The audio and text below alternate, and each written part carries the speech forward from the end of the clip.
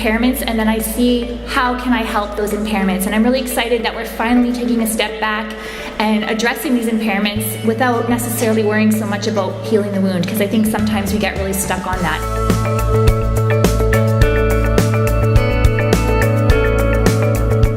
There should be no sensation of pain when you put the Gecko device on. It may feel odd because there'll be a tapping sensation. The foot and the leg should move slightly upwards and outwards. And when you stand, the common perineal nerve actually moves away from the fibular head so that it doesn't pose a risk of falls.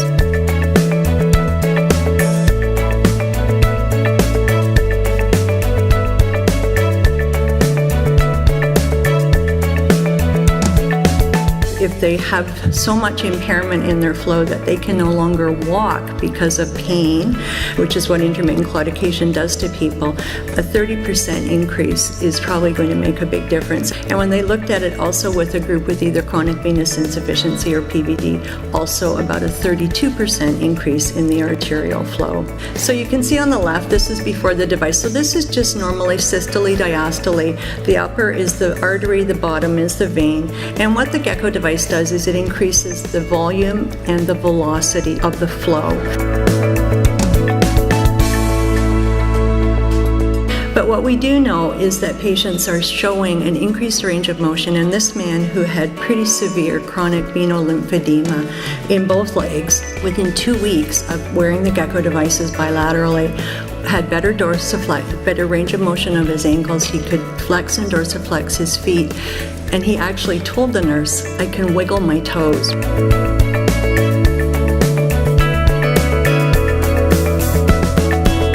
He's been coming in for over a year to have his high compression bandages changed weekly because he can't be independent, and because his edema is so severe, he can't wear stockings. In the first 13 days, his measurement above his knee on that left leg went down by 10 centimeters.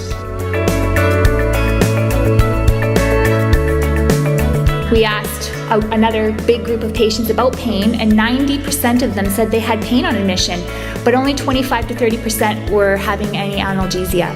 So to me, that's a bit startling, because this is something that is so impactful and something that we have a big arsenal of tools to do something about, whether it's medical or physical.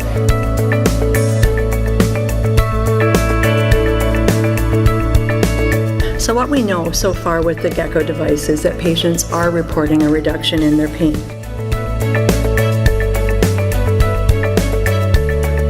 So incidental in several of our case series of our own and other people, Brooks Irvins, which is in the UK, they're finding that there is a reduction in pain.